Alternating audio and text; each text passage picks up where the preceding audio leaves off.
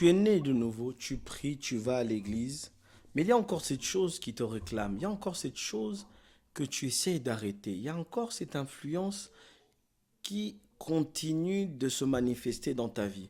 Voici une vérité que la majorité des pasteurs n'aiment pas dire sous prétexte de rabaisser l'influence de Christ dans nos vies. Christ n'a pas besoin d'être défendu. Sa puissance est immense. Je vais vous donner deux exemples pour vous montrer cela. Christ en nous, c'est l'espérance de gloire. Christ en nous, c'est la puissance illimitée. Christ en nous. Mais nous, on est limité. Christ, on ne l'arrête pas, mais toi, on peut t'arrêter. Christ ne tombe pas malade, mais toi, tu peux tomber malade. Bonjour, c'est le pasteur Josh pour cette série de vidéos sur le sang de quelqu'un. Le sang, l'héritage du sang et la puissance de l'héritage sur nos vies. Aujourd'hui, j'aimerais aborder un autre point dans ce grand thème, racheté mais pas encore libre. Racheté mais pas encore libre. Beaucoup de controverses se fera sur cette vidéo parce que la majorité des gens qui regardent cette vidéo veulent mettre une foi aveugle. La foi vient de ce qu'on entend. J'aimerais même répéter, la foi vient de ce qu'on a compris. En réalité, ce que la Bible veut dire, c'est ça. La foi vient de ce qu'on entend et ce qu'on entend vient de la parole révélée de Dieu. Ça veut dire la parole qui est devenue une vie en toi. La parole qui est devenue une illumination en toi. Paul est en train de dire dans Romains chapitre 7, verset 19, « Le bien que je veux, je ne le fais pas. Les choses bonnes que je vais avoir, je ne les ai pas. Mais les mauvaises choses que je refuse, c'est ce qui m'arrive. Les choses que je ne veux pas, c'est ce que je fais. » Je paraphrase. « Qui me délivrera de ce corps ?» J'aimerais vous donner deux illustrations. La première est celle-ci. Quand est-ce que tu as reçu Jésus-Christ véritablement dans ta vie? Je ne parle pas de quand tu es allé à l'église, mais quand tu as reçu Jésus-Christ dans ta vie. Le recevoir Jésus-Christ dans ta vie commence au moment où tu commences vraiment à obéir à Dieu. C'est là où ça commence vraiment. Enlevez-moi tout ça. Non, c'est quand tu commences à obéir à Dieu, c'est là où tu as reçu Jésus-Christ. Mettons ça comme ça. À partir de ce moment-là, regarde le nombre d'années depuis que tu es né jusqu'à cet âge-là. Ça fait combien d'années? Ça fait, je donne un exemple. Pour certaines personnes, par exemple, il a reçu Jésus-Christ à l'âge de 40 ans. Et aujourd'hui, il a 45 ans. Je veux même dire, aujourd'hui, il a 43 ans. Donc, il était 40 ans sous le système du diable, sous la manière de réfléchir du diable, sous un mariage avec le diable, sous une oppression avec le diable. Mais il pense et il veut qu'en 3 ans, ces choses-là, sans non plus travailler dans son homme intérieur par le renouvellement de l'intelligence qui est le moyen que le Saint-Esprit nous donne, il pense qu'en ayant fait que ça vite fait, ça marcherait. Tu te trompes. Est-ce que je suis en train de glorifier ici ou mettre en avant le temps qu'il faut faire? Non.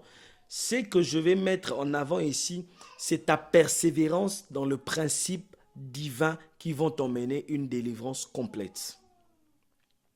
C'est que beaucoup de pasteurs ne nous disent pas « je suis béni, oui », mais quels sont les processus dans mon cas qui m'emmènent à la bénédiction? Oui, nous sommes bénis en Dieu par les bénédictions spirituelles dans les lieux célestes. Ces bénédictions ne sont pas encore dans notre corps, mais au travers de la foi qui vient de ce qu'on entend, et ce qu'on entend vient de ce qu'on a compris de la parole de Dieu, que nous allons saisir les réalités spirituelles pour les emmener dans notre physique. J'ai l'habitude de dire, les gars, soyons simples et soyons vrais. Arrêtons de compliquer l'évangile. L'évangile de Christ est simple. Tu veux guérir des choses qui se manifestent dans ta vie, tu dois passer par la délivrance de ton sang. Dieu m'a délivré de ces choses-là. J'ai vécu un temps immense, mais pour y arriver, je devais payer un prix. Le Seigneur m'a demandé de payer un prix. J'ai dû faire 11 mois de jeûne et prière. Je mérite de raconter mon histoire. Je vivais une oppression satanique que je ne comprenais pas. Dans mon mariage et dans ma vie étant que jeune homme, je vivais une oppression avec les femmes. Je prenais des mauvaises décisions. Je sortais avec des filles où je regarde ma destinée et ces filles-là, je me demande qu'est-ce qui me prend de sortir avec ces jeunes filles. J'ai fait beaucoup de mauvais choix en termes de relations. J'ai dit au Seigneur, Seigneur, cette chose doit changer.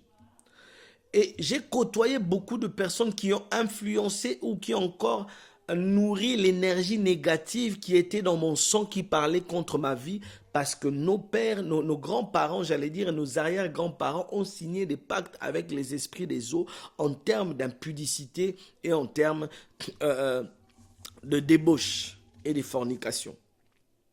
J'ai dit au Seigneur, ça doit changer. Le Seigneur m'a dit le prix qu'il m'a fait payer en amont. J'ai dû passer 11 mois de jeûne et prière. Ça, c'est mon cas. Je vous ai dit déjà dans les précédentes vidéos, les fondations de ma famille étaient déjà sacrifiées. Et les fondations en question parlaient contre tous les hommes. J'ai vu des oncles toucher l'argent, marcher dans l'opulence. Mais aujourd'hui, même 1 euro, ils n'ont pas. Ils dépendent de leur grand-mère. J'aimerais vous dire une chose. Si ces choses ne vous percutent pas dans votre cerveau pour dire assez, c'est assez, sachez que vous avez déjà raté la moitié des choses qui vous attendent. La Bible dit, j'aimerais que vous compreniez une chose. Ce n'est pas un manque de foi que c'est que Paul a dit. C'est que j'évite, c'est que je ne veux pas faire, c'est que je repousse, c'est ce qui m'arrive. Ce n'est pas un manque de foi, c'est une honnêteté spirituelle pour dire Seigneur, j'ai besoin de toi. Le Seigneur aime les personnes qui ont la disponibilité dans leur cœur et qui laissent au Saint-Esprit l'action. Cet épisode sera difficile à prêcher dans la mesure où elle sera difficile à enseigner parce que je vais briser beaucoup de théologie des hommes. C'était dans Romains chapitre 7, le verset 19.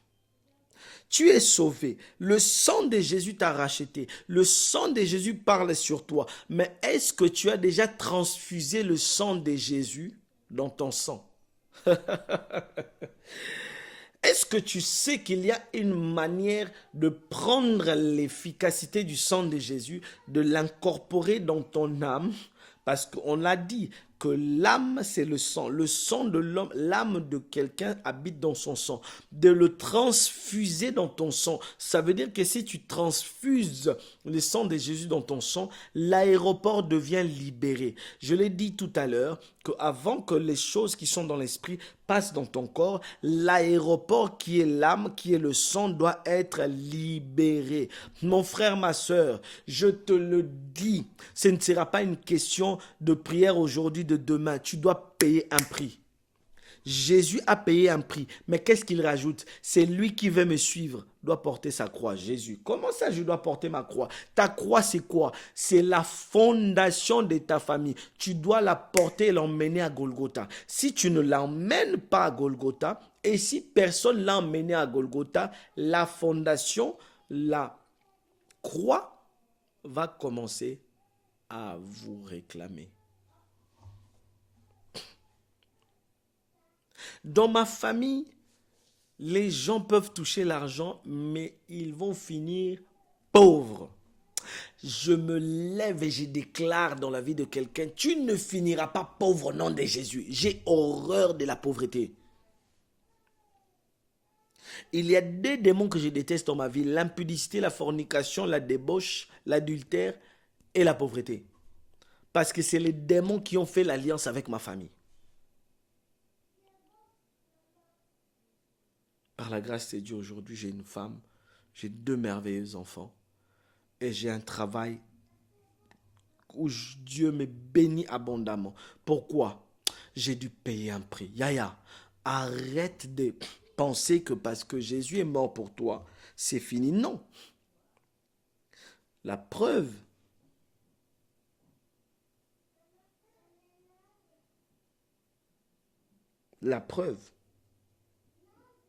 Regarde seulement ta vie aujourd'hui.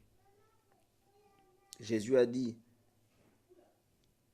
il est mort de riche qu'il était, il est devenu pauvre pour que toi tu vives dans l'opulence et dans la richesse de Christ. Combien tu as dans ton compte bancaire? Je vais aller encore plus loin. Jésus a dit que par ses meurtrissures, par le sang qui a coulé et ses blessures, nous ne pouvons plus tomber malades. Regarde dans ta vie. Quand on dit malade, on parle même d'un rhume. Tu ne dois pas tomber malade d'un rhume. Regarde dans ta vie. Tu as 30, 35 ans, 36 ans, 37 ans, tu n'es pas marié. Ce n'est pas le temps de Dieu. Tu es en retard.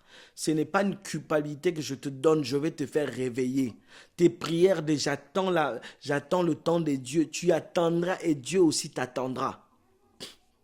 La Bible dit dans Ézéchiel, je cherche un homme qui va se poser sur la brèche, qui va se poser sur le palmier. Et qui enverrai-je? Je cherche quelqu'un que je peux envoyer. Il dit dans Ésaïe, je cherche quelqu'un que je peux envoyer. Est-ce que Dieu peut t'envoyer toi pour collaborer avec Dieu pour la délivrance de ta famille, pour collaborer avec Dieu pour la délivrance de tes enfants? Quelqu'un va me dire, mais moi, ma famille, je ne leur parle pas. Yaya, tes enfants sont ta première famille. Tes enfants sont ta première famille. Tu dois nécessairement saisir cette pensée. Dans le sang, dans ton corps, dans la nouvelle alliance, tu dois savoir maintenant que tu portes 2 sangs. Donc, tu as 2 voix qui parlent. Dans ton sang, tu portes maintenant 2 voix. Dans ton être, tu portes maintenant 2 sangs et 2 voix.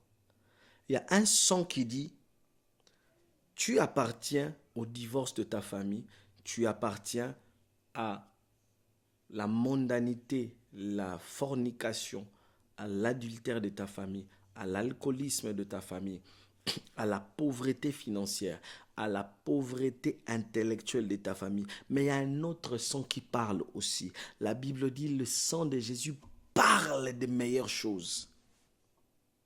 Ça veut dire, si le sang de Jésus parle des meilleures choses, ça veut dire que le sang de Jésus connaît qu'il y a une autre voix en toi qui parle.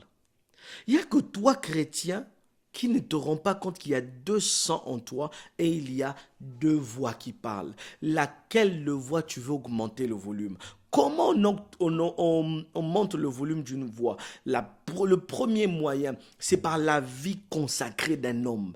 Une vie qui devient une vie consacrée. C'est quoi une vie consacrée? C'est une vie qui est mise à part pour Dieu, seulement pour Dieu. Le deuxième moyen pour vivre ou augmenter la voix du 2e sang, c'est une vie de sacrifice. Une vie de sacrifice, c'est le sacrifice de ton argent, de ton temps pour les prières et de ta personne pour Dieu. Le 3e moyen, c'est par la foi. Oh, le monde que nous voyons, Hébreux chapitre 11 est en train de nous dire, c'est par la foi que nous croyons que c'est par le monde invisible que le monde visible tient. Je paraphrase. Je vais prier pour quelqu'un afin que le Seigneur Jésus t'apporte une paix qui va t'aider dans les jours qui arrivent. Et que, au travers de ces vidéos, que tu puisses prendre vraiment conscience que non, là, ma vie doit changer. Non, j'ai trop souffert. Non, mais vraiment, j'ai 34 ans aujourd'hui, 35 ans. Mais j'ai subi des choses. Des fois, il y a beaucoup de gens qui me regardent. Vous êtes sous l'influence des phénomènes des femmes et des maris de nuit. Il y a l'esprit de Lilith qui a collaboré avec l'esprit de ta famille qui parle contre toi. L'esprit de Lilith, c'est l'esprit de la nuit. C'est lui qui gère tous les passages nocturnes. Je vous en parlerai une prochaine fois. Mais sache que cet esprit-là a besoin d'une résistance. Tu as reçu Jésus. Tu peux changer les choses. Tu as reçu Jésus. Tu peux changer les choses. Mais tout dépend de la manière dont tu veux alimenter ton autel. Nous avons dit que l'autel, dans Lévitique 17, 11, ton autel réside dans ton sang. Tu ne comprends pas que c'est pas normal que tu aies des enfants.